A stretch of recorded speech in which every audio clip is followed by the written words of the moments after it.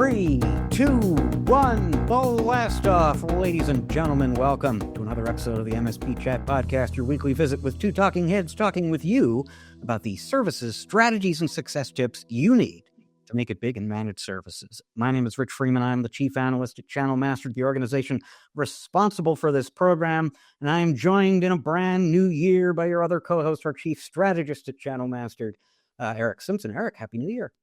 Happy New Year, Rich. Good to see you. 2025, off with a bang.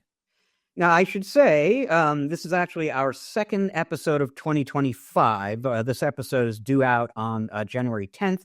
Our January 3rd episode was the first of the year, but as we freely admitted while recording that for you, we did that episode before the holidays. So this is actually the first one that we're recording in 2025. And in fact, we're recording it on January 2nd, which for Eric and me alike is the first day back to work after a break, which was wonderful. And I got to say, Eric, it's a Thursday today. I got out of bed this morning. It felt like Monday, but it was actually Thursday, which means obviously tomorrow is Friday.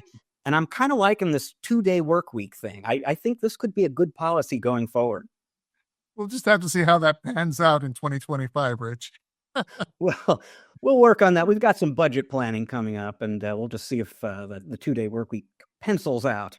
But speaking of 2025 and numbers concerning 2025, a little bit before the holidays, I was invited to join our good friend Dave Sobel on the Business of Tech podcast. He does these live streaming events once a week these days. And so I was invited to come on as a guest, as was Seth Robinson from CompTIA. And it just so happened that Seth and company had recently finished up the 2025 State of the IT Industry report that CompTIA does every year. So perfect opportunity for us to discuss those numbers. And so I'm going to quote some of the numbers from that report and some of the conclusions from that report.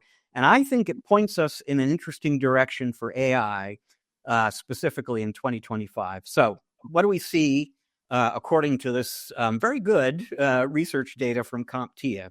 Well, first of all, the channel firms out there are pretty optimistic about the year ahead. 32% of them said they've got a strong outlook for 2025. 43% said they have a good outlook. Only a collective 25% said that they had mixed sentiments or a little uneasy about the year ahead. So the channel businesses are very enthusiastic about the year to come, and so are their customers. When CompTIA went out to businesses of various sizes and asked, what's your technology mindset, basically, looking back over the past 12 months. And 52% of the small businesses said we are more enthusiastic than before about technology.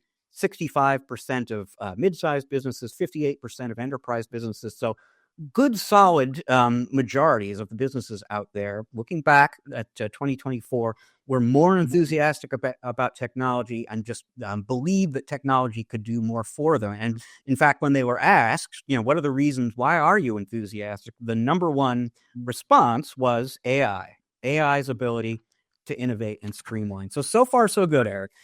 Here's the thing that's kind of interesting, and from a certain perspective, maybe contradictory about everything that I just told you. When the CompTIA folks went to the end users and asked them to talk about their approach to technology implementation in 2025, they were given 3 options. Are you going to be aggressive? Are you going to be measured? Or are you going to be hold steady, slow things down? And I won't get into the specific numbers, but trust me, there was a big edge across the board, small businesses, medium businesses, large business, for measured. And so what you're seeing there basically is people have a great deal of faith, a great deal of enthusiasm about technology and AI in particular and what it can do for businesses. But after several years of pretty aggressive spending, just on technology generally, a lot of SaaS applications, a lot of initial spending, AI related on things like infrastructure and so on, businesses out there, I think, are getting a little bit more cautious. They want to know that they are actually going to get a return on continued investment in technology generally and AI specifically. And here's a little bit of evidence for you. These numbers are from Gartner. CompTIA cited them in their report. And in 2024, data center systems, and trust me when I tell you, most of the growth in data center systems in the last couple of years has been AI related. In 2024, data center spending, infrastructure spending up 34.7%, according to Gartner. The projection for 2025 is 15.5%, which is still a good solid double-digit number, but well down from what we were seeing in 2024. So businesses spending a little more slowly, maybe a little more cautiously on data center infrastructure, probably in relation to AI. Now, here's the spending number on services, IT services. That spending grew 5.6% last year and is projected by Gartner to grow 9.4% in 2025. So what are you seeing there, right?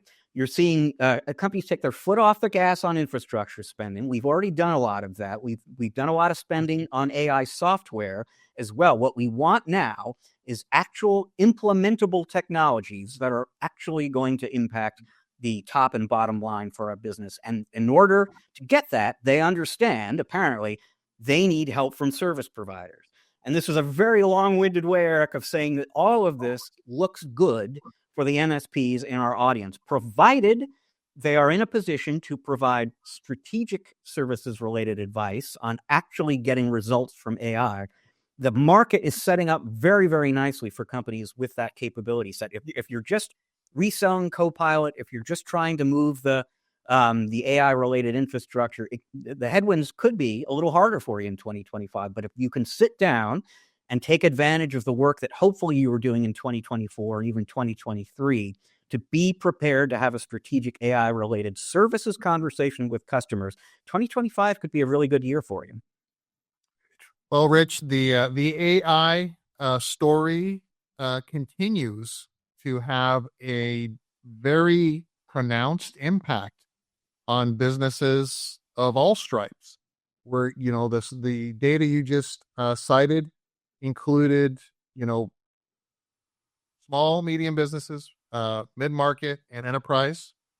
It talked about measured growth, and it talked about services almost double what the spend was for 2024.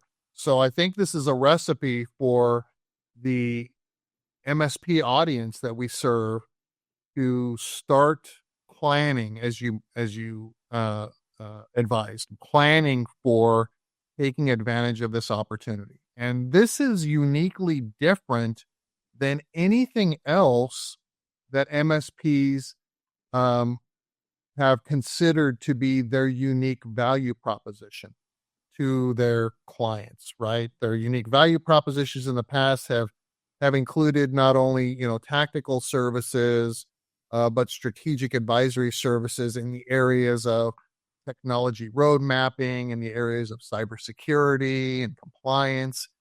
Now we're talking about AI, which is almost a different language for MSPs. So what are your thoughts, Rich, around how to take advantage of this? What could we share with the audience that could be kind of stepping stones to move into this opportunity to qualify some of their clients for these services? I know that we've had guests on the show that are really kind of leading the charge in developing, strategic AI services and selling them through the channel. And we've had MSPs on that, are really leveraging AI to be more strategic.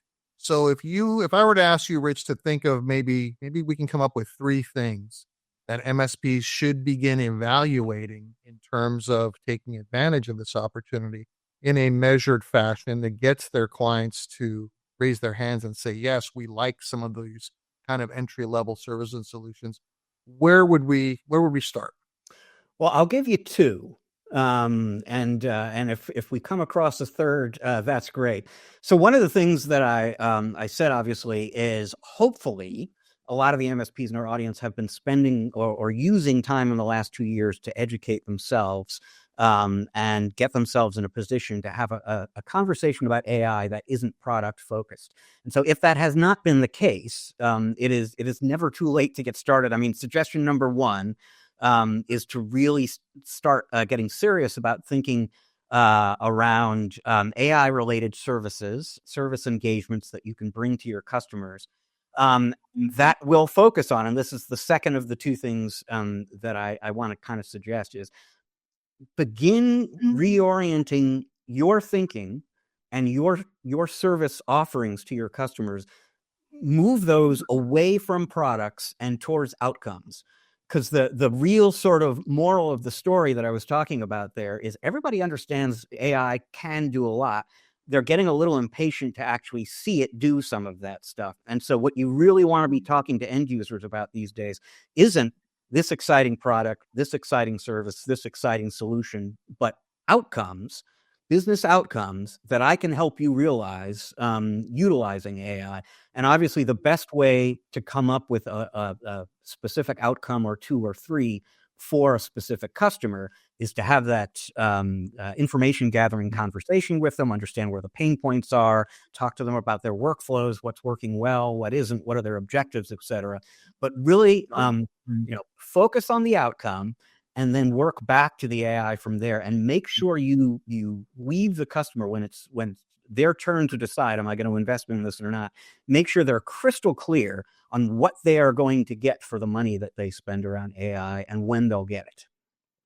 I love those. I love those tips, Rich. And I think I would add the third would be to generate a good set of qualifying questions that you can sit down with your client to help kick this conversation off. And I think, just a couple that come to mind for me. One would be, what would you like, what kind of information would you like to see from all of the data that your company generates? Like, have that strategic conversation. Like, what are you not getting, right, from a strategic perspective? Like you said, Rich, business outcomes, strategic outcomes. Where does the client, where does that business owner want to be in the next 3 to 5 years?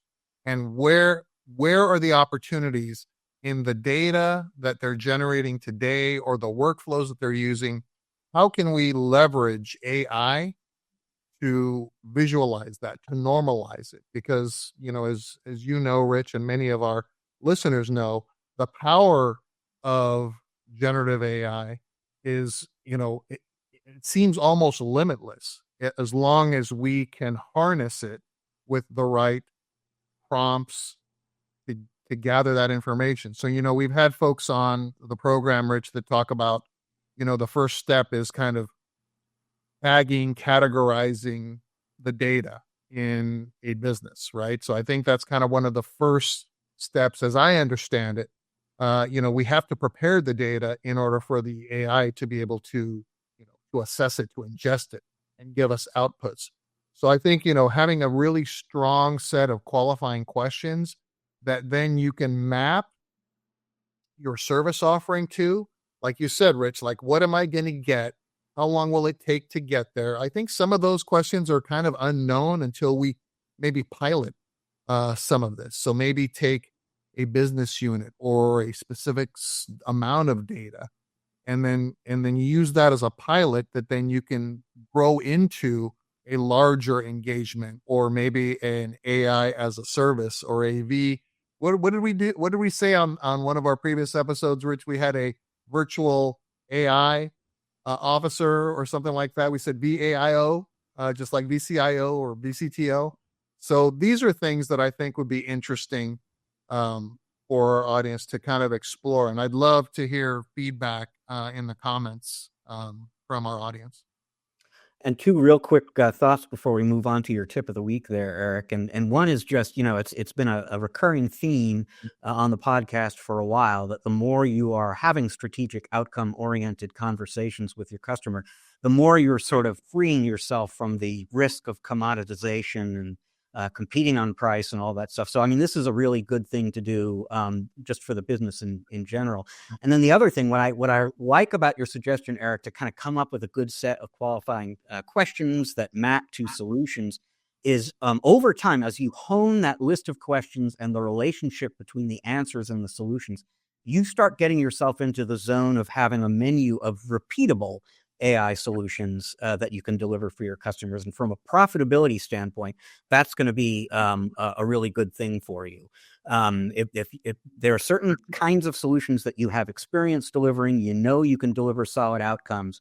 And you're not kind of, reinventing the wheel every single time you work with a customer. That's going to be a great thing for you.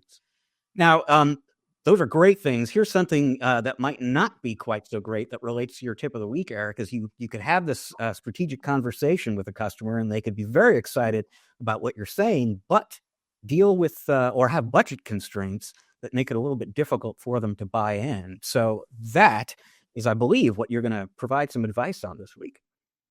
You're right, Rich. And it is a challenge that every, organization faces is having strategic goals that we're trying to reach as an organization, growth goals and things like that.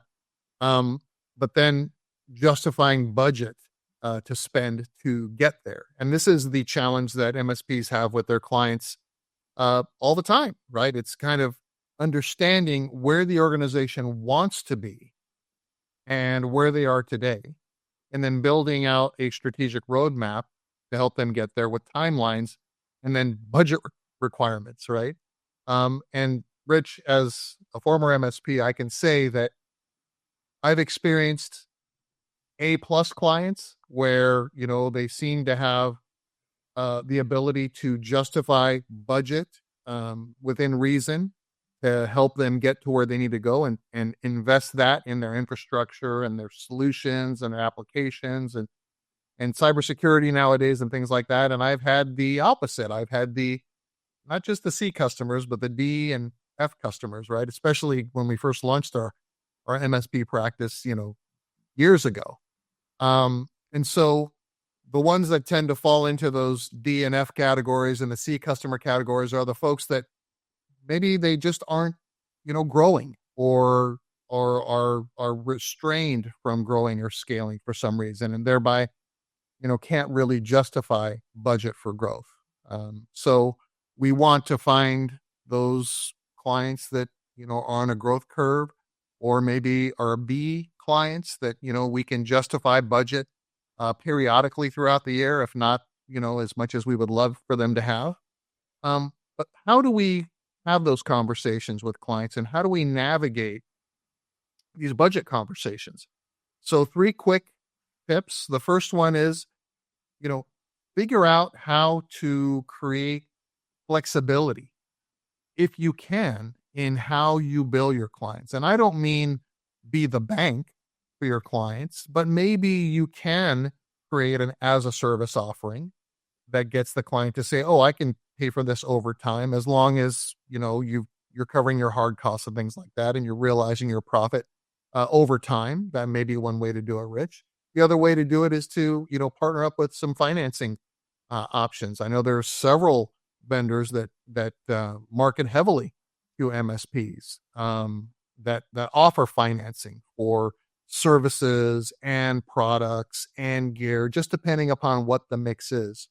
And then maybe over time, you can include some services the longer a term of an agreement is for a client. So let's say, for instance, Rich, a client's got a 12-year agreement. Wouldn't that be nice? 12-month agreement. And they're paying a lot more initially for projects and things like that. Maybe with a 36-month agreement, you have a little bit more flexibility to defray your costs of labor and bring some of those solutions to bear with your clients. Now, again, this takes a little bit of, maturity to understand, when do I need more upfront payment and when can I defray the costs? And of course, having an early termination clause in your long-term agreements that says, hey, if you terminate early, then you're going to owe us all this money, rather than let the client just kind of walk away when you've invested all of your time, energy, and effort up front. Second tip, pilot programs.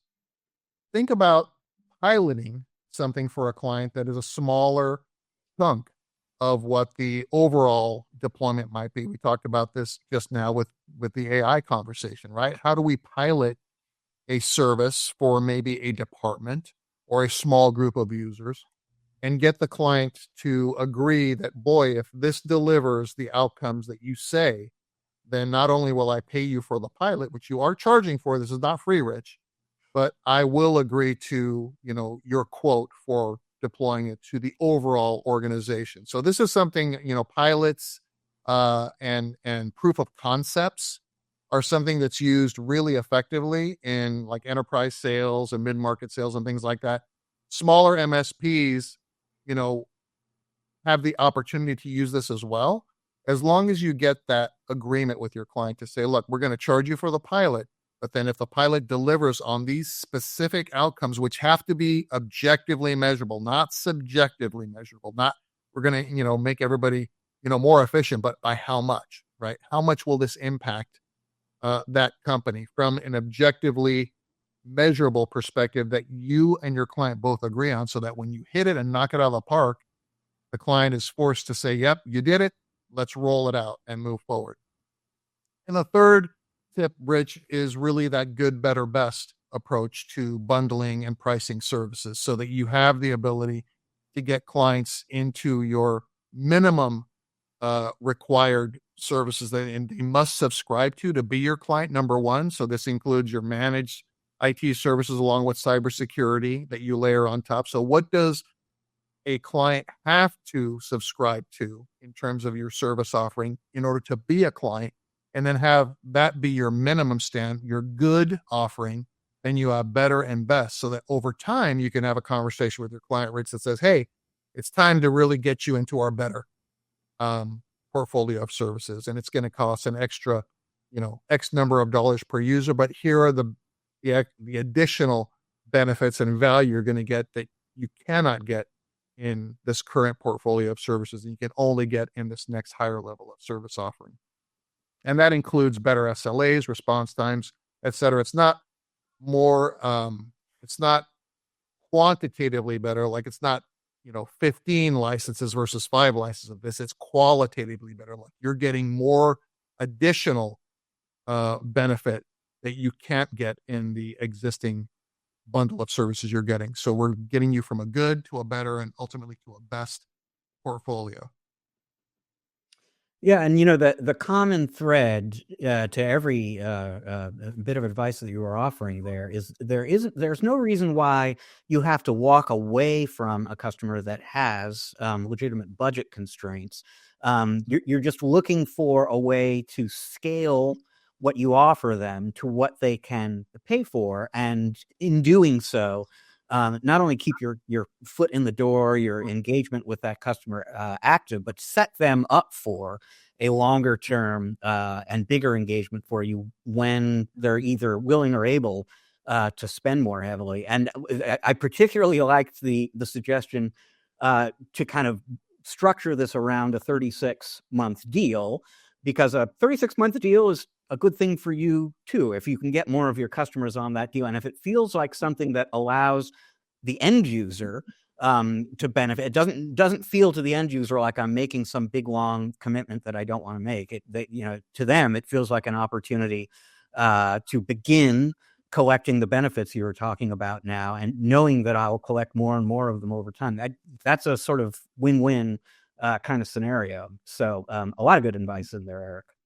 Yeah, and I think 2 additional thoughts that come to mind, Rich, is number one, in that 36-month agreement, like obviously, if you're doing your job right as a service provider to this client, you're more profitable the 13th month than you were the 6th month, and you're even more profitable the 18th month. So the longer the agreement is, the more efficient you are at delivering these services, because you're basically addressing all of the issues in that environment over a longer period of time. So by that 36th payment, you should have way higher gross profit than you had from, in the first month payment, right? So you're increasing your profitability over time as well. So this actually helps you out over the long term.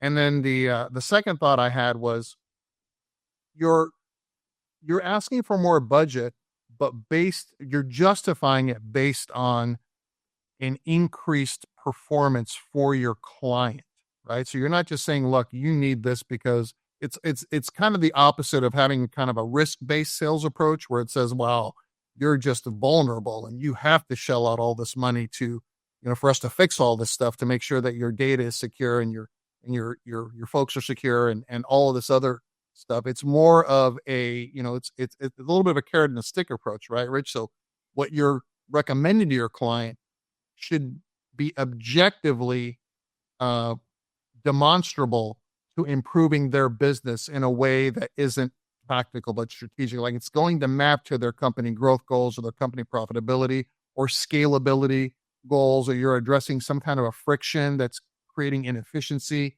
within their staff, the workflows and things like that. So if you can prove that, what do we always say? Like if I pay you $1 and get $2 worth of value back, that's a good deal, right? So that's what we're trying to do here. And it dovetails perfectly with what we were just discussing with regards to AI. It applies well beyond AI, but it aligns perfectly with those AI conversations that we were talking about. Okay, folks. Well, as we record this, actually, as you are listening or watching this, it has been just shy of 3 months since the federal government published the final rule for the CMMC regulation. And that is a milestone in the CMMC story with some pretty serious implications for a lot of MSPs out there.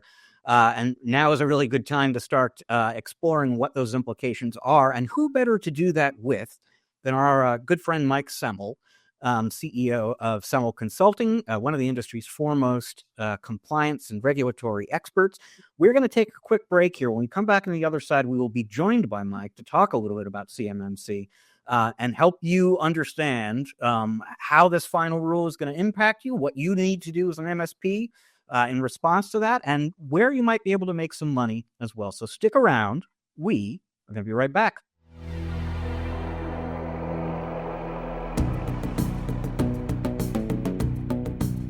And welcome back to part 2 of this episode of the MSP Chat Podcast, our Spotlight interview segment, where we are pleased to be joined by Mike Semel. He's the CEO of Semel Consulting. He also happens to be one of our industry's foremost compliance experts, if not the foremost compliance experts. He's been my go-to on anything compliance related for many, many years. Mike, welcome to the show.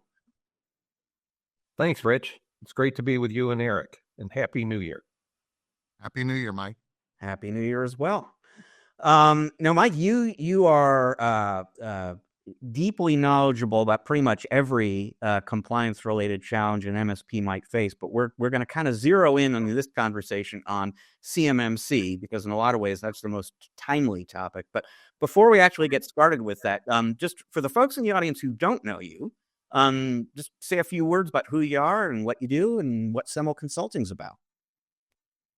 Be glad to. So I've been an MSP, but I started out long before that in our industry, long before the term MSP was even used. And I was in this industry since the late 1970s and have been an MSP. I've also been the chief information officer for a hospital and for a K-12 school district. And in 2012, I started a consulting company. Since around 2004, I repositioned my MSP business as a compliance specialist. We did the same thing as every other MSP. We all had the same products and services and tools in our stack and things like that. But by positioning our services as compliance services, I was able to distinguish myself and have different conversations with clients. And we eliminated a lot of our competition, and we were able to charge more because we positioned our MSP services as compliance services and helped our clients not just secure their data, but be ready for audits and investigations by regulators. And by doing that, it created created a whole new business model for me where I was able to stop being an MSP and I didn't have to wake up when servers crashed in the middle of the night anymore. And I was able to become a consultant. And we don't sell any IT products and services, so we get a lot of referrals from MSPs to work with their clients who are in regulated industries. So let me just say quickly here, Mike splits his time between New York and Florida. He is joining us from his Florida home right now. And while there are many, many things to love about having a home in Florida this time of year, broadband apparently is not one of them. In the building Mike is in. So if you are watching us on YouTube and the video isn't quite keeping up with the audio, blame it on Mike's ISP. We did our best to compensate, but we just really wanted to have this conversation with him.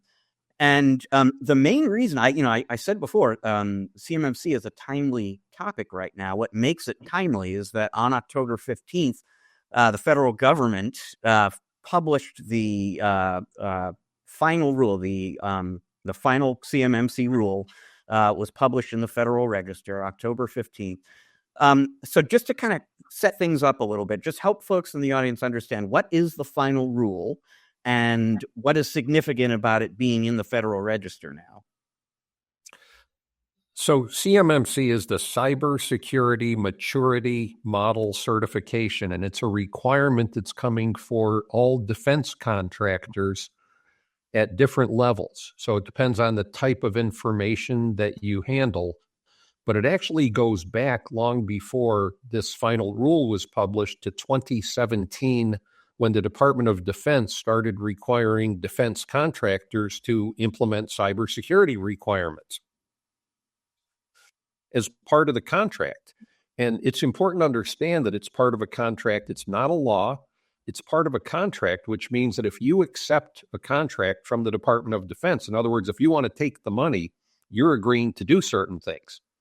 What happened was they put these cybersecurity requirements in back in 2017, and then when they started auditing defense contractors, and a lot of defense contractors are small business. You tend to think of the big companies that get the contracts for the fighter jets and the ships and the tanks, but a lot of the parts and pieces for those fighter jets and ships and tanks go to small businesses.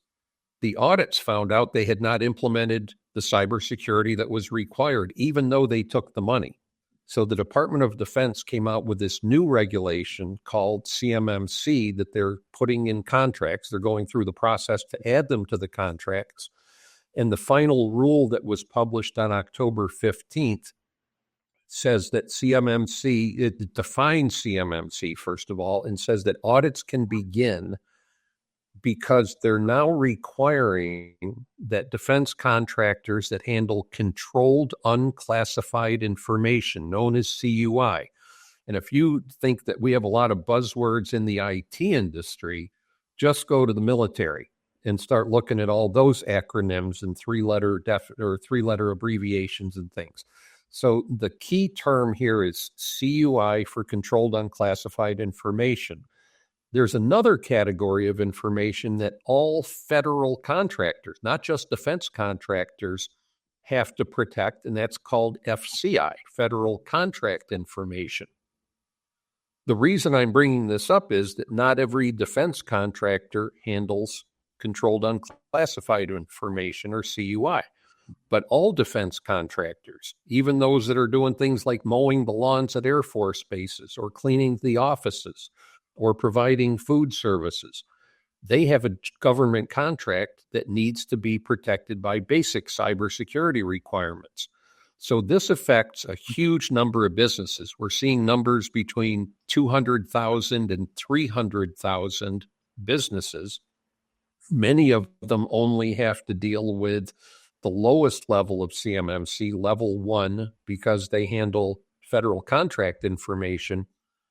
When you start getting into the contractors that handle CUI, the controlled unclassified information, the estimate is there are probably at least 80,000 that will need to go through an independent assessment of 110 cybersecurity practices, but it's really 320 items if you look at the audit guide, the assessment guide, And I am a certified CMMC assessor.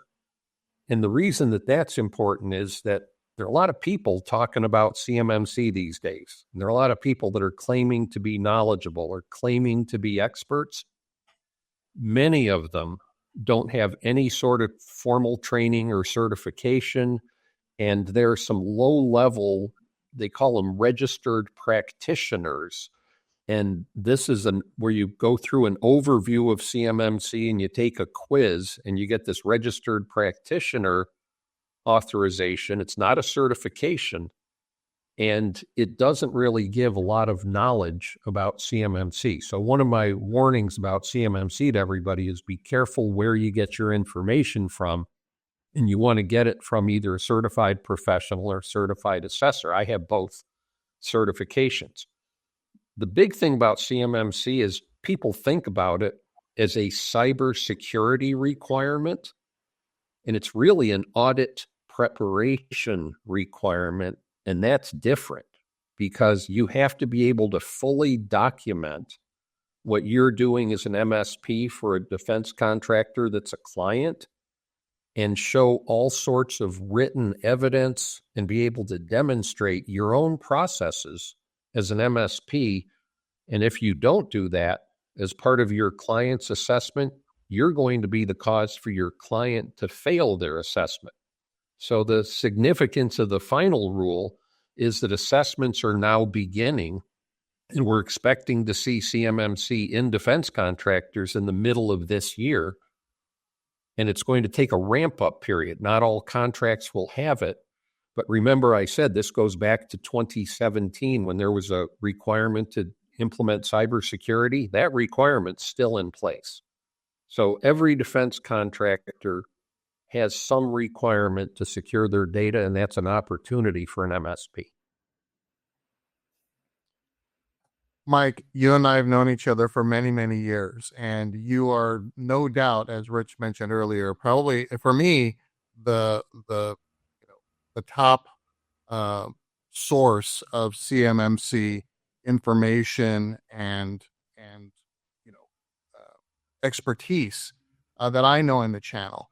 And I really appreciate you sharing how you used cybersecurity and compliance as a way to differentiate your organization when you had your MSP practice. I mean, that's music to my ears, as a lot of our listeners know.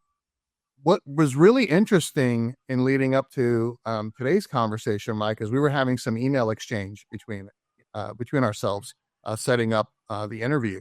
And you mentioned in one of your emails to us that you were shocked by some of the CMMC misinformation that is being shared. I'm going to tie it back to some of the comments you just made. Can you give us some examples of some of the typical or more widely spread misinformation and where those misinformation sources are coming from? Is it from some of these folks that are purporting to be CMMC experts and don't really have the certification, training, expertise that you do, or are they coming from other places? Well, Eric, it's a good question because it's coming from a lot of different places, and there are very smart people in our industry who think that because they're cybersecurity experts and they have read some things about CMMC that they really understand it. In my journey, I did become one of the original registered practitioners, which means I took about a 5-hour self-paced online course, took this quiz, and it was advertised as this is what you need if you want to be a CMMC advisor. When I decided that I wanted to become an assessor, that's a 2-step process. You have to become a certified professional, CMMC certified professional, before you can take the course, and then you have to pass the test to become an assessor.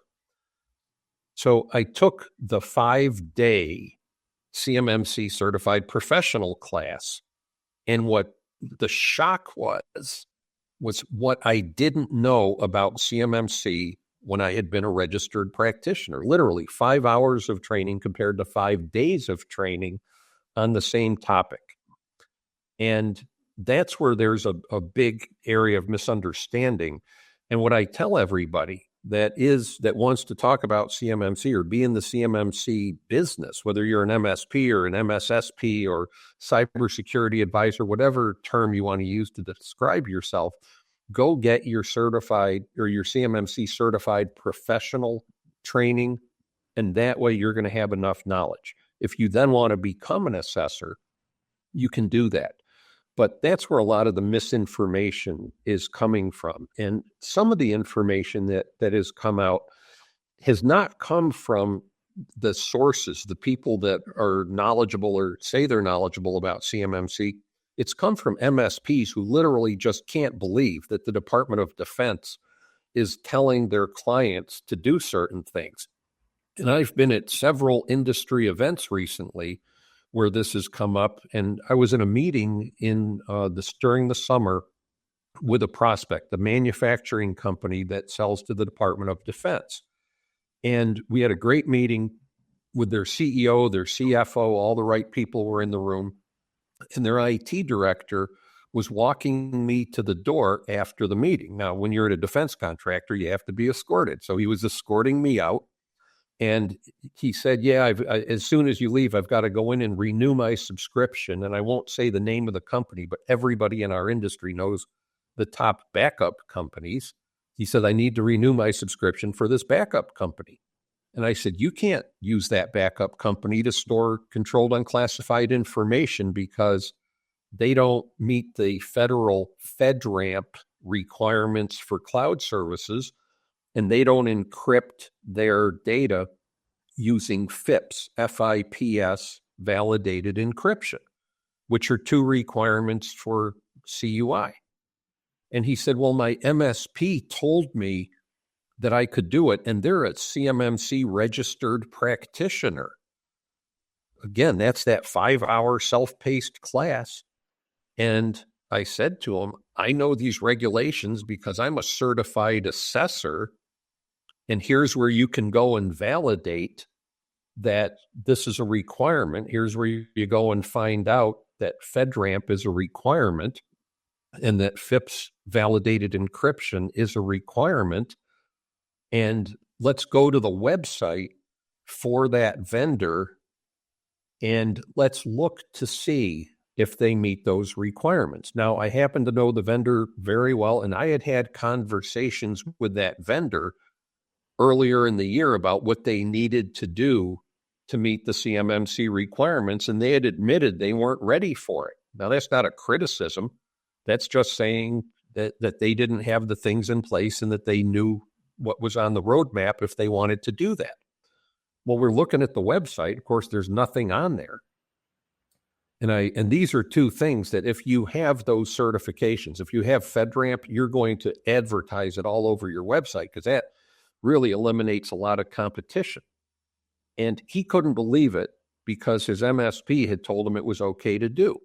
Now, fast forward, I was at IT Nation in Orlando at one of the breakout sessions for CMMC, and I was sitting next to an MSP, and we were talking before the speaker started about some of the requirements for CMMC, and I said FedRAMP and FIPS validated encryption, and I mentioned that there was no vendor in the exhibit hall at IT Nation, and I know you've been to that conference, and you know how many vendors there are.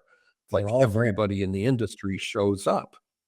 I said, nobody has that in our part of the industry. Now, there are companies that specialize in the defense industry and government contracting that offer that level of protection, but none of the commercial products that an MSP uses for backup meets the requirement for CUI, controlled unclassified information.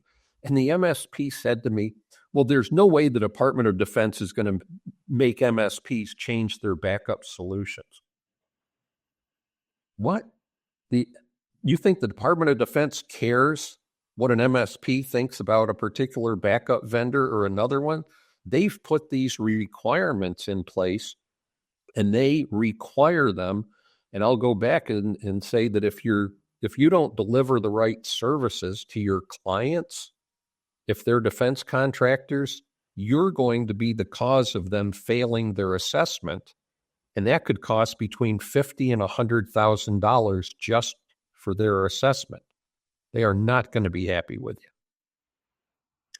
So that's a great segue to something I wanted to ask you about. I mean, from an MSP standpoint, CMMC is both an opportunity and an obligation. And we'll get to the opportunity side of the equation a little later in the conversation. But let's start with the obligation. What kind of impact, what kind of burden is CMMC going to impose on the typical MSP? And if you can, break it out, because one of the things I'm curious about is how much does CMMC affect an MSP who, as far as they know, doesn't have clients within the defense industrial base, like they're not working with somebody doing defense-related work. So what's the burden on an MSP, excuse me, and how does that compare if you do or do not support clients who work with the DoD? So it's a great question, Rich, because CMMC really has been tied to the Department of Defense. It is their regulation. However, the way it's written and the way that it was published in the Federal Register, it's not just for defense contractors. Right now it is. So the quick answer to your question is, if you don't have any defense contractor clients, or you don't want to turn that into a business opportunity and get some, then there's no obligation to you. Having said that, we're seeing other regulations, such as the new HIPAA security rule that was just published as a proposed regulation that's adding more requirements to healthcare providers, which are dragging MSPs in. Again, if you're delivering the services to any regulated client, whether they're in the defense industry, in the healthcare industry, in financial services, like a business protected or that's regulated under the FTC safeguards rule.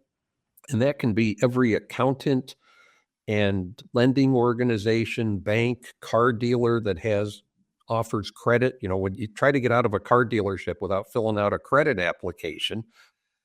So when we look at all of these industries, there are requirements for the clients, but the clients are outsourcing to an MSP because they don't want to own those services. They don't want to manage an IT person or an IT department.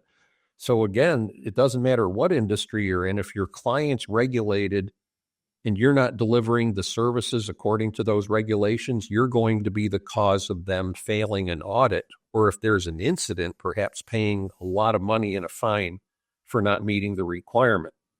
Back to CMMC, that you have to ask your clients, and this is something that has not been obvious, and I've been in this compliance industry for 20-some years, and we had some clients that came to us that were nonprofit organizations that helped people with developmental disabilities. So they came to us for HIPAA because they were dealing with a lot of health information. They had to comply with HIPAA based on where their funding was coming from, and they got donations, but they also got grants, and they got Medicare and Medicaid payments.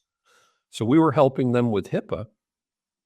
And I said to them, can you tell me about the rest of your organization beyond these residents where people were living that had healthcare information? They mentioned that they were making military uniforms. And the reason they did it was that they were able to have this manufacturing company that employed people with disabilities. And that was one of the products that they made.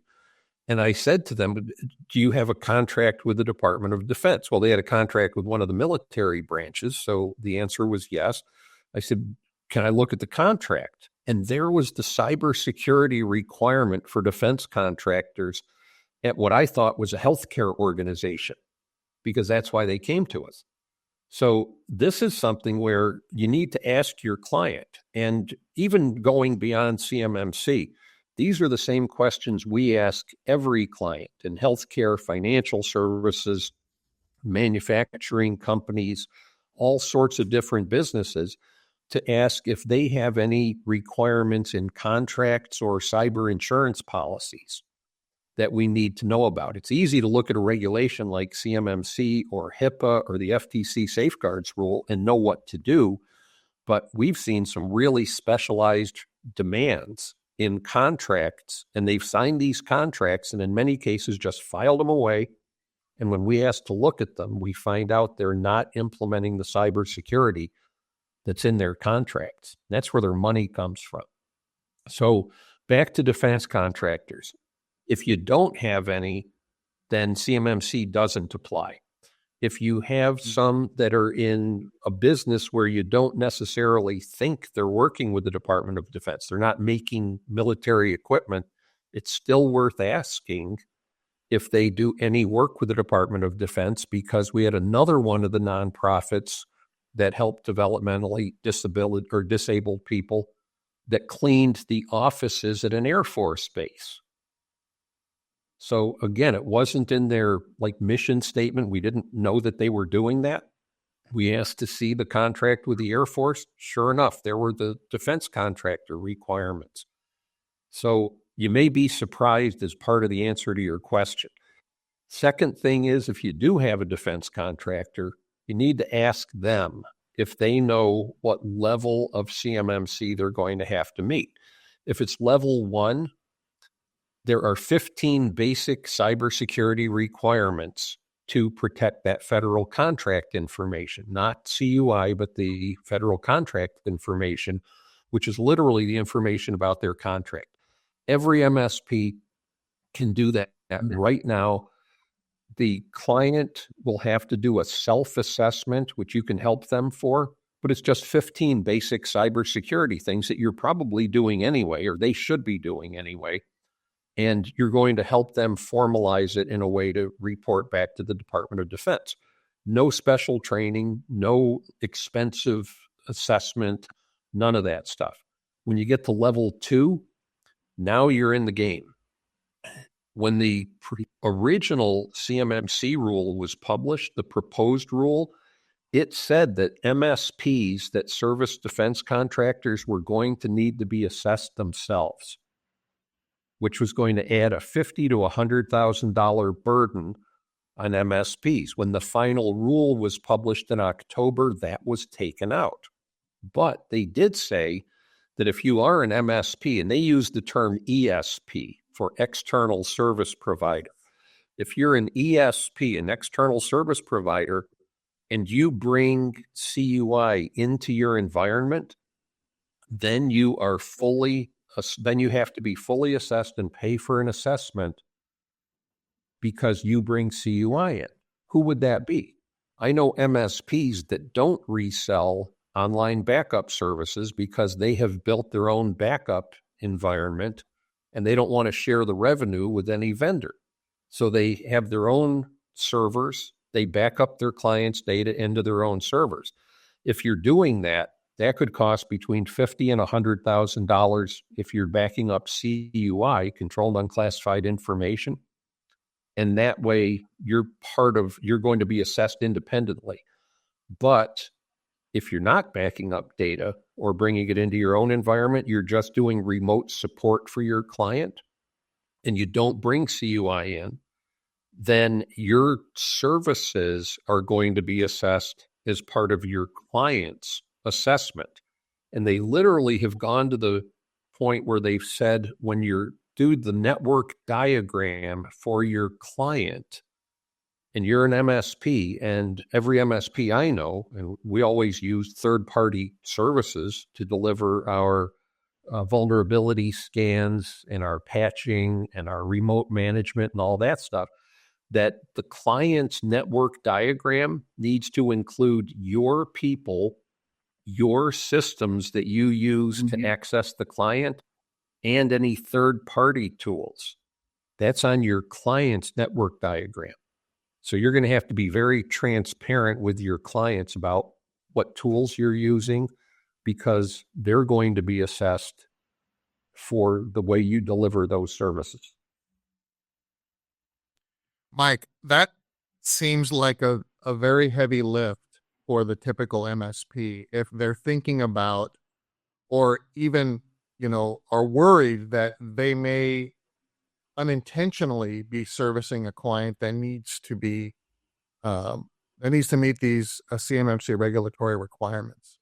So you mentioned a little bit ago that it's tough to find a backup provider that meets some of these requirements. What's your guidance for MSPs today to look at their own business and determine, whether the juice is worth the squeeze, if you will? I mean, is there a kind of a maturity model that an MSP can evaluate their business and their current customer base, and then maybe even, forecast out, okay, well, maybe I do want to service clients. They need to meet CMMC, the new mandate, the regulatory requirements. What do I need to do in my business to prepare for that? It sounds to me like there may be some, a 5-hour course, a 5-day course, and things like that. But ultimately, it's a lot bigger lift than that, right? Because what you just described was I have to expose my entire organization and how I manage data in the best case scenario where we are servicing DoD clients and things like that. Can you give us any guidance or direction on how an MSP should look at their business and maybe start thinking about the decisions they need to make and the investments in time and money? Leading up to, I think one of the follow-up questions I'll have afterwards is kind of the opportunity later. So, Eric, that becomes really the most fundamental question. And I've gone to conferences and I've had MSPs email me, and they'll say something to the effect like, I don't want to work with regulated clients because of the added liability and the extra work that I have to do. Now, the problem with that is that every single business in the United States, in Canada, Europe, most of Asia, that you're ever going to deal with has to meet some sort of cybersecurity regulation. All 50 U.S. states have a state law that requires social security numbers and driver's licenses to be secured. Every business has to have social security numbers to pay their employees. So the first part of the question becomes, if you don't want to work in with regulated clients, you can't be an MSP.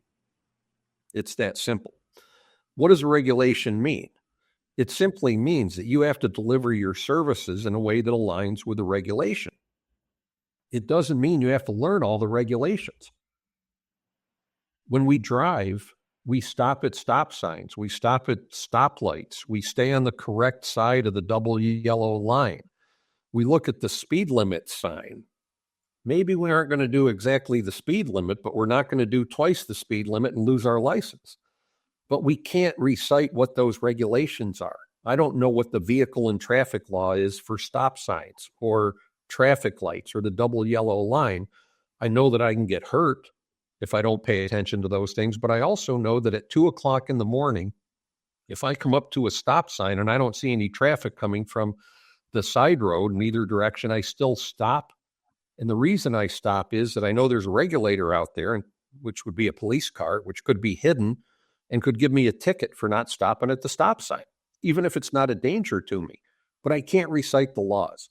So the first thing is you don't need to learn all these regulations to be able to support the clients.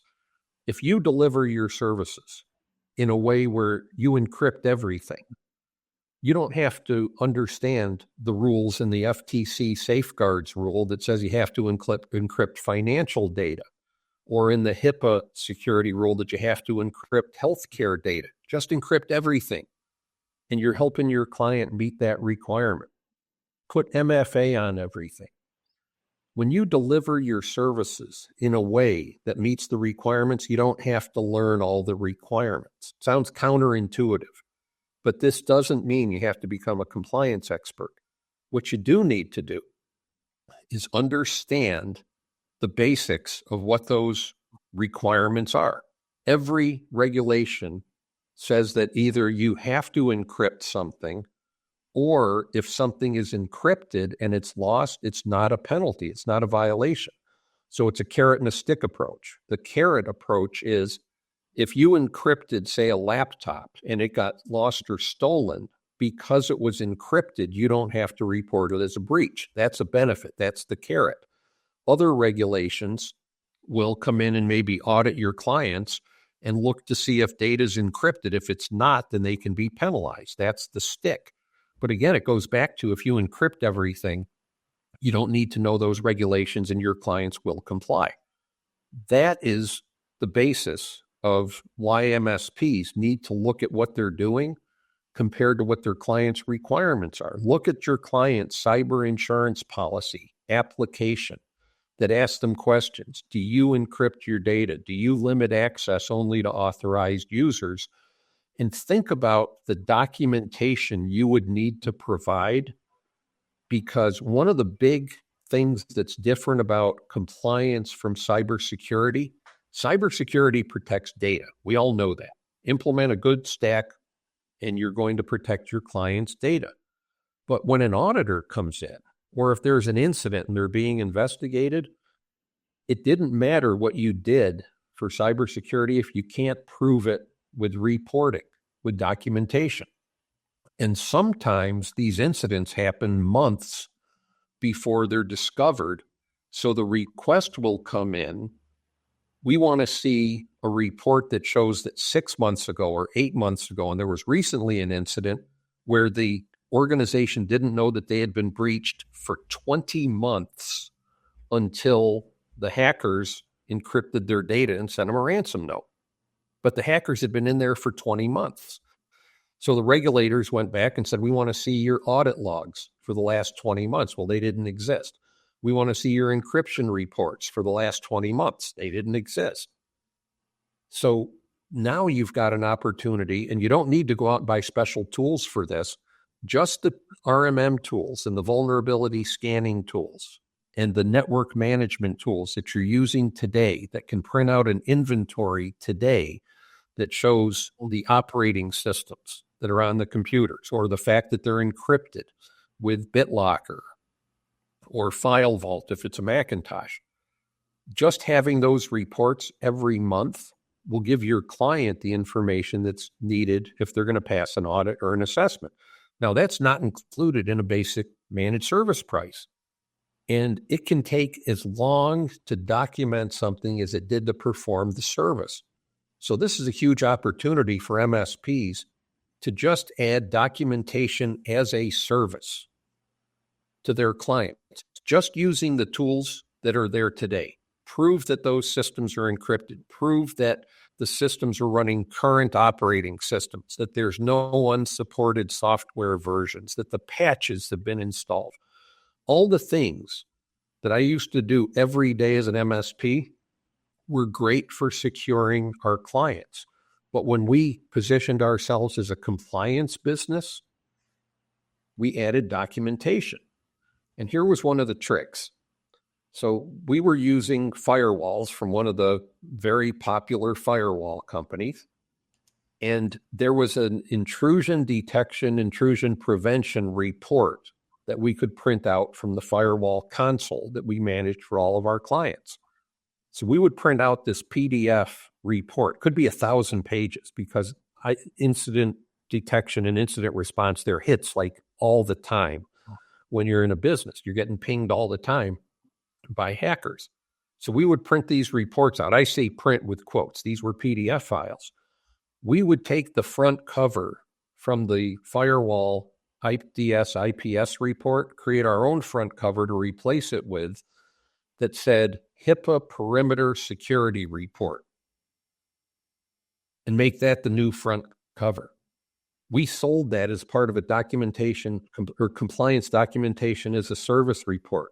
We automated the report. We didn't have to touch anything after the first time we set it up and said run it every month, other than to change the front cover and charge more money for our services because we were selling the documentation that they would need for an audit. That's how you get in the compliance business.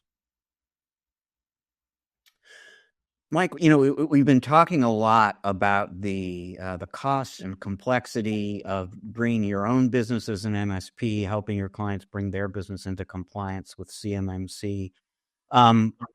Particularly from the MSP standpoint, though, maybe just to kind of put the importance of being diligent about this into context. You mentioned, that if you flunk an audit, client is going to be impacted by that. You could lose that business, but there's also fines potentially at issue here. What quantify some of the potential impact here a little bit if you're not as diligent about CMMC compliance as you ought to be? Well, quite simply, if you're not going to be able to meet the requirements, you're better off telling your clients that you can't work with them anymore than setting yourself up or setting your client up to fail an audit. And this is where it's not something where you can just put a toe in the water. You're either standing on the side or you're in the deep end underwater. I mean, there's no real middle ground with CMMC. And the reason for it is that CMMC is based on the NIST Special Publication 800-171 Cybersecurity Framework. And if you read that, there are 110 requirements in it, 110 practices.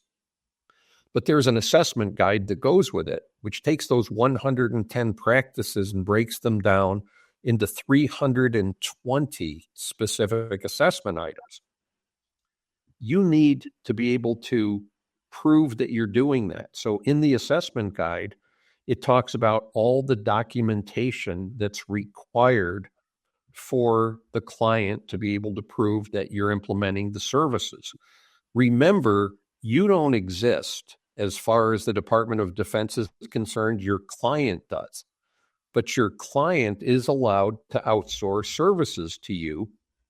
And the new requirements that have come out for CMMC say that the MSP needs to be present at the client's assessment and be able to answer all the questions about the services that they're providing and be able to document those things and be able to demonstrate that the systems are working. As simple as even setting up a new user for a client.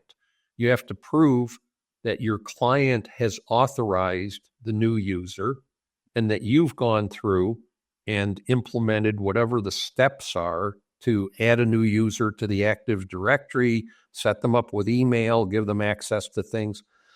But this isn't just about CMMC anymore, because we're seeing the same types of audit requirements in financial services, in healthcare organizations. So again, this is a big sea change, and CMMC is driving the conversation now. That's why we're talking today. But we're seeing a lot of other industries starting to catch up, realizing that the people in their industry, the businesses in their industry, have not implemented cybersecurity at the level that it should be. And I hear MSPs complaining all the time, my clients won't implement the cybersecurity that I know they need. That's what I hear all the time. The problem is that they don't know they need it. And that's why the regulators are stepping in. So I did this 20 years ago, and it's different today simply because of the sheer volume. At that point, it was like HIPAA oversaw healthcare organizations. Now we have financial services, defense contractors, and others. The secret to compliance is that almost all of these regulations say the same things with different words. As long as you do those things, you don't have to worry about it. You do have to have a mindset change. One is you can't avoid regulated clients. Okay, if you want to avoid regulated clients, go to work for McDonald's and learn how to say, would you like fries with that? Or go open an ice cream stand. Because every business has some level of regulation. We're seeing different industries crack down. The new HIPAA security rule has been proposed for healthcare that adds a lot of stricter requirements to healthcare clients, and they're going to enforce these because they know that for the last 20 years, healthcare organizations have not implemented the cybersecurity. I hear it again from MSPs all the time. Doctors don't worry about HIPAA. Well, they're going to have to, because we're going to see a lot more specificity in the requirement and a lot more enforcement. And enforcement doesn't always come from the regulators. If there's a data breach of healthcare information, the lawyers that are out saying that they'll sue drunk drivers. And if you have a slip and fall at a retail store, they'll sue the company for you. They all now have cyber divisions to sue after data breaches. And all they have to do is prove to a jury you were supposed to comply with HIPAA or CMMC or the FTC safeguards rule and you didn't do it. That means you're liable because you didn't meet your own industry's regulations, and now you get to go pay these poor victims millions of dollars. So it's not always a regulator that does this. But realize that if you're the MSP whose client is being sued, you're the one that's going to be up on the stand. And this has nothing to do with a specific regulation. This is just any one of your clients that may get breached. You're the one that's up on the stand, and you may be saying things like, well, I told my client they should have done this and they didn't do it. Even if it's your services that failed, you could end up being dragged into their mess. So this is a whole different conversation about how you protect your MSP business, but you can't avoid regulations. It's not as complex as you think because you don't have to learn the foreign language of all like 10 or 15 regulations that may affect your clients if you deliver your services in a way that just complies. You know, Mike, I've been saying that for a long time to the MSPs that I work with. There is no good objection or reason why your clients will not, say yes to your enhanced cybersecurity portfolio or a bundle of services, because you're at too much risk as well as them. And by, because you're serving all these other clients, you're putting all the other clients at risk when a client that has not subscribed to your enhanced cybersecurity portfolio or compliance package, whatever it is that you are now requiring all your clients to say yes to in order to remain your client, and they get breached, now you've got to drop everything that you're doing to go rescue them. Because I polled audiences, like, we speak at some of the same conferences, and I say, how many of you will, when a client that, has declined your program or your portfolio to strengthen or enhance their cybersecurity or compliance, how many of you will just let them twist in the wind when they get breached? Or how many of you will rescue them? And the overwhelming majority, 99.99%, raise their hands and say they would rescue them. And I say, well, you see what's happening here is you've got to draw a line in the sand. You have to take a stand. It goes back to your comment, Mike, about, well, if you're not going to, support these, regulated clients, then you can't be an MSP. Well, I will take that further and say, well, if a client will not subscribe to what you recommend to protect them and yourself and all your other clients, then they should not be your client, right? So there's the carrot, and the carrot is the opportunity, right? There's money to be made, and there are people that we can help. But then the stick is, if I don't move in this direction, right, I could be at risk, my company, my staff, my livelihood, all of my clients. So it's a very complicated discussion. And, this is, like you said, Mike, this is the one thing that we hear a lot from MSPs, like, well, there's too much risk. I don't want to dip my toe in the water. Like you said, I don't think that you can look away. And if you want to be an MSP, you need to move in this direction. But let's give some of the folks, Mike, a little bit of the positive outcome of this.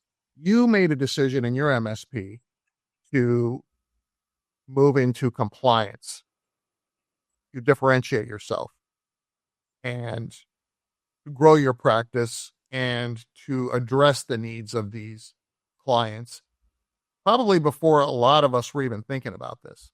What's the opportunity for MSPs today, Mike, in your estimation, and how lucrative can it be for MSPs to move in the direction that you did and start offering compliance services? And I know I've talked to MSPs that say, well, I'm stopping delivering traditional managed services and only doing cybersecurity and compliance services. So there's something there, right, Mike? So what is the big opportunity, and how would you encourage MSPs to take a closer look and move in that direction?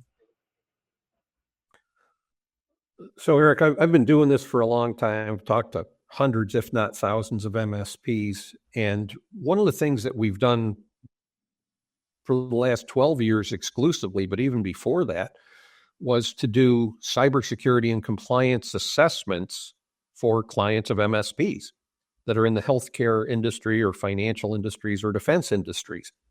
And one of the things we've seen is that the MSPs have failed to deliver the services that they should have because they thought they had to learn all these regulations, and that they thought that they were delivering the services that they were promising, and that compliance was something different than delivering MSP services.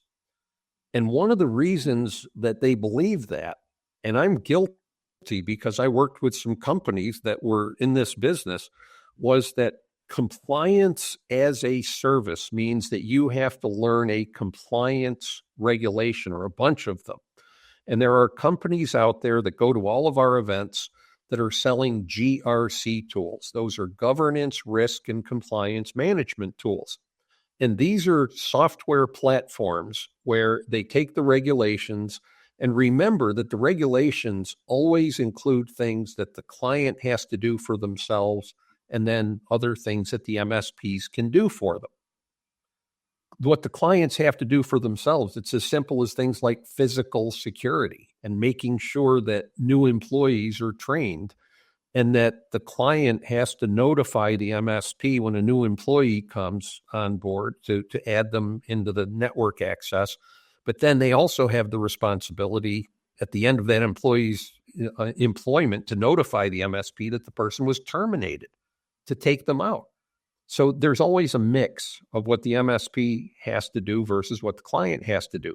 These compliance tools are expensive, and they require MSPs to learn compliance. And I know firsthand by experience that a lot of MSPs bought into these tools, and they bought into the concept that they should be delivering compliance as a service, but they didn't realize that every regulation, remember I said that the regulations use different words to kind of say the same things. HIPAA uses different words about encrypting health information than the FTC safeguards rule uses about encrypting financial information. And then CMMC uses different words about defense information.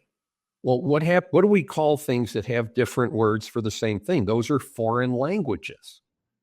So if you look at every regulation as a foreign language, and you look across your customer base, and I was an MSP in a small market, and then I moved to a larger market, but we still didn't have any single type of customer that we could focus on to get enough business that we needed. So we were always working with people in financial services, in healthcare, in defense, all at the same time. Well, if you're going to manage their compliance, you got to learn all those regulations. But here's my suggestion for an MSP. It's as simple as this. Don't sell compliance services, NCE, at the end of compliance. Focus on delivering compliant, with NT at the end of the word, services. And if you do that, you're going to stay in your lane as an MSP. You're not going to have to learn the regulations. You're not going to be managing your client's compliance. You're going to be wrapping your technical services in a way that you can say to your client, I don't care if you're in healthcare, I don't care if you're in financial services, defense contracting, whatever, we're going to encrypt all of your devices, your phones, your laptops, your desktops, your servers, your portable media, thumb drives, things like that. And by doing that, you're going to automatically comply.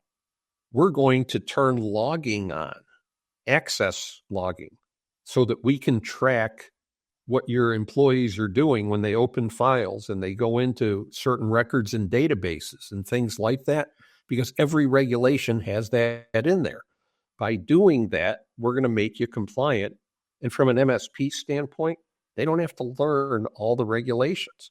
So if you deliver services in a compliant way, I changed my focus this past year from building training courses for MSPs to learn compliance and be able to deliver the compliance management services to helping them deliver compliant services, because at the same time we're building out all this training, we were auditing clients of MSPs who were failing their cybersecurity and compliance assessments because their MSPs weren't delivering what they needed to. And by turning it around and saying to MSPs, just encrypt everything, just turn MFA on, turn logging on, the MSPs understood that language, which is, by the way, is foreign to people walking down the street. When you go to an MSP conference, you realize we're speaking a foreign language too. But by speaking MSP to them, we showed them, here's what you need to do, and here's how you protect yourself through things like what we call a shared responsibility matrix, which is saying things like, it's up to you, the customer, to tell us who you hired and tell us when you fire someone. That's your responsibility. Our responsibility is to give them the right access based on what you've told us to give people in that role. And then when you tell us they're fired or that they quit, to terminate that access so they can't get information they're not entitled to. This is where we put together a basic training course for MSPs that teaches them how to deliver compliant services, not learn all the regulations to deliver compliance services. Well, that we're just about out of time, Mike, and there's a lot for folks to digest here. But before we let you go, that what you just said there about the basic training course is a great segue for one thing I do want to give you just a moment or two to discuss, which is that you have a desktop reference guide to CMMC that you're offering right now. So tell folks just a little bit about what's in that and where they can go to get it. So first of all, I'll send you the link to share so that they can click and be able to get to it. The desktop reference guide talks about CMMC. It's like 40 pages. So it's not just a cursory overview, and it's from an auditor's point of view. It explains what CMMC is, that it's an audit process, not a cybersecurity process. The Department of Defense actually has a scoring system where they take the 110 cybersecurity practices and they assign a different score to each one. And there are 1-point items, there are 3-point items, there are 5-point items. If your client goes through an assessment and they miss one of the 1-point items, they're allowed to put those on what's called a plan of action and milestones, a POAM, and be able to get a conditional certification and then go fix that. But if they fail a 3-point or a 5-point item, then they failed their assessment. So we built all of that into this reference guide. It's free. It explains CMMC. It talks about the audit process, the assessment process. And this is designed both for end user defense contractors, but also for MSPs, so that you understand CMMC, and it's truly a desktop reference guide. Keep it handy so that when you have to have a CMMC discussion, even if you're not that much of an expert in CMMC or an authority, go read the guide or read part of the guide before your conversation, and you'll be more knowledgeable. And you can even bring the guide into a conversation so that you can look things up as you go along. It's free. It's a lot of content. And again, it's because I'm trying to overcome this misinformation. I once said that the CM in CMMC stands for confusing and misunderstood. And I'm trying to make CMMC less confusing and less misunderstood. Fantastic. We will have a link to that reference guide in the show notes for this episode. It is a free download, folks. So I highly recommend everybody listening now go out and download that and give it a read. Mike Semel from Semel Consulting, we thank you so much for joining us on the show this week. Folks, Eric and I are going to take a quick break now. When we come back on the other side, we're going to share some final thoughts about this very interesting conversation with Mike, have a little fun, wrap up the show. So stick around. We are going to be right back.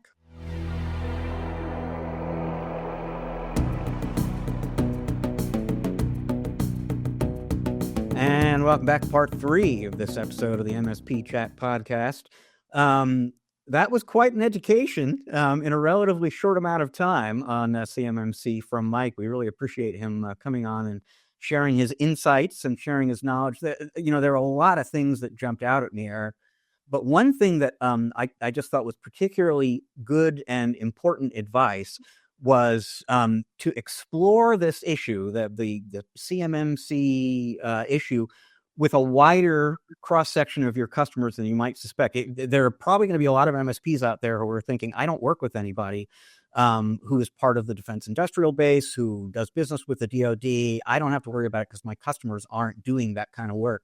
And that story Mike told, about it could be a healthcare provider or a hospital that, unbeknownst to you, is subject to CMC-related restrictions and obligations and so on. So getting into, knowing what to ask and having some of those conversations, even with the customers you don't think are going to be affected by CMMC, is just a wise precaution. I suspect most of the time, 80, 90% of the time, you'll determine, just as we both suspected, you don't really need to worry about that, but you're really going to thank yourself about that other 10 and 20%.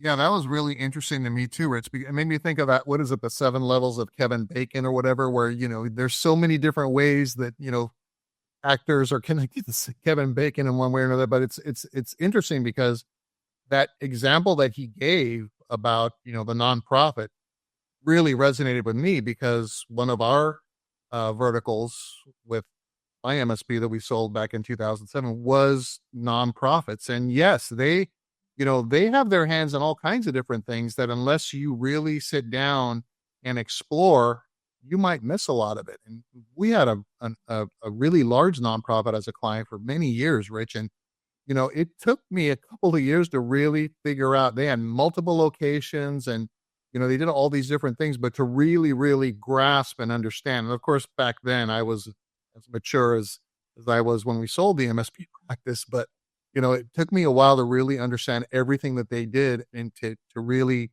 be able to add that strategic value, which today, includes compliance services. I love that. That's one thing that I took away from what Mike said, is moving from compliance services to delivering services that are compliant, A&T. And I think that's a really easy pickup for our audience to evaluate the services that are in their stack and to make sure that they are compliant to whatever these regulatory requirements are specific, especially CMMC. And, one of the things that Mike said that kind of fell into that category, Rich, was encrypt everything. Like, if you encrypt everything, all the data, then you're checking the box off of a lot of these different frameworks, because as we know from having other folks on the podcast, a lot of these different regulatory frameworks have overlap. Like, MFA, that probably appears in all the regulatory frameworks, right? Password management, things like that, having a cyber liability insurance policy, who knows, right? Maybe that one not, but that's just good practice, right? Making sure that you as an MSP and your clients have a cyber insurance policy that at least your portfolio addresses those requirements. But encrypting everything, having MFA, I think are just some of those things that MSPs can go to their clients and prospects and say, look, these are our compliant services. I thought that was a great takeaway as well. And it's really interesting because I've got a post coming up. In fact, it might be coming out the same day as this podcast. I'm not sure, but I've been researching a post for my blog, Channelholic, about GRC services and compliance services and how MSPs can actually get into that in a way that's affordable and effective and so on. And I had a conversation. It was probably the last interview I did researching that story just before the holidays with Matt Lee, the great Matt Lee of Pax8. Always a very interesting person to talk to. And I was kind of asking him, how do MSPs get into compliance services? And he basically cut me off and said, Rich, they're already in compliance services because, and this goes straight to what Mike was talking about, doesn't matter who you are or what you do, you are subject to some set of regulations and you must be compliant with them. It could be as simple as the cyber insurance policy we were talking about there. And so Matt was basically saying, at a bare minimum as an MSP, you really need to get your own house in order. You need to make sure that the services you're delivering are compliant, NT at the end, to use Mike's terminology there. And a really good way to begin down that path is to encrypt everything end to end. You're just, there are so many safe harbor clauses in state data privacy regulations and federal regulations. If everything's encrypted, you're not in trouble, even if the customer gets hacked. So yeah, encrypt everything is really, really good advice that goes way beyond CMMC. And what did you think about Mike's comment, Rich, where he said you can't be an MSP without delivering compliance services? And I think he mapped it back to being compliant that way. I mean, that was a bold statement, but when I appreciated what he was saying, it makes total sense to me. No, absolutely, and it sounds like exactly what Matt Lee was saying. I mean, this is an obligation for 100% of the MSPs out there. At a minimum, your house has to be in order, because if it isn't, and you get breached and your customers get breached as a result, there's going to be a lot of pain going on. And Matt told me a story about an MSP he knows who put a lot of time and effort into building a business. He had it up to $2 million a year, and then there was a security problem that could easily have been avoided. And practically overnight, that $2 million business just went poof in a puff of smoke. And so, you just, those stories are so horrifying. You really just don't want to be taking that chance if you're an MSSP or an MSP, excuse me. And so, yeah, you've got to be compliant yourself if you're going to be in this business.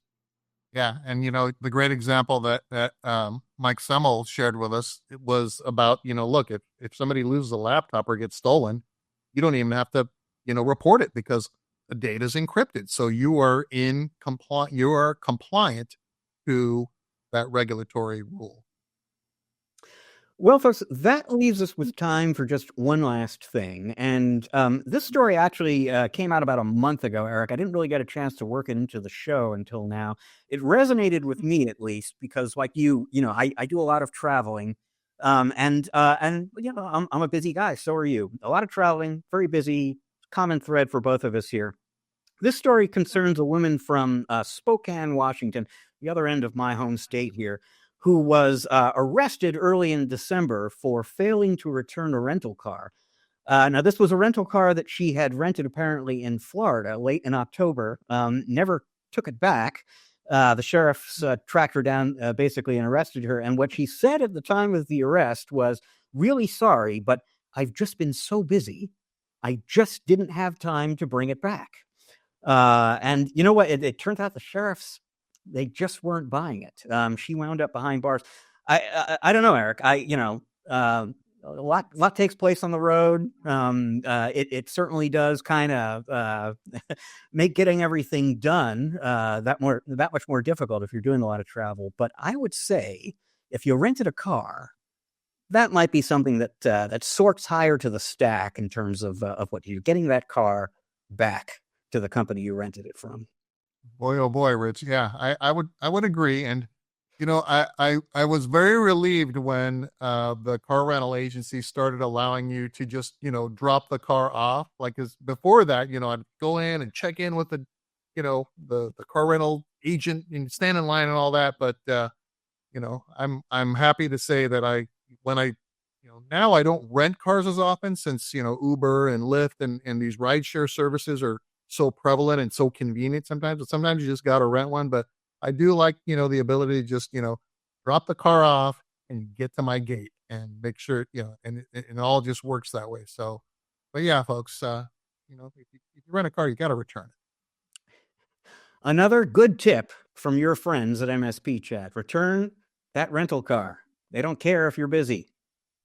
All right, folks. Well, we thank you very much for joining us on the show this week. We're going to be back again next week with another episode of MSP Chat for you. Until then, let me just remind you, this is both a video and an audio podcast, which means if you are listening to us, but you'd like to check us out on video, you can go to YouTube, look us up, MSP Chat. You're going to find us there. If you are watching the YouTube, but you're into audio podcasts, go to wherever it is you get your audio podcasts. Google, Apple, Spotify, you name it, you're going to find us there too. However you find us, please subscribe, rate, review. It's going to help more people like you find and enjoy the show.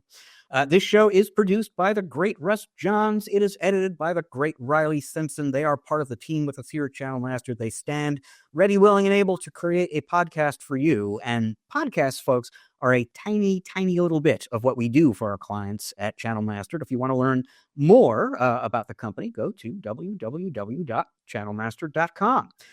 Channel Mastered has a sister business called MSP Mastered. That is Eric working one-on-one with MSPs to help them grow and optimize their business.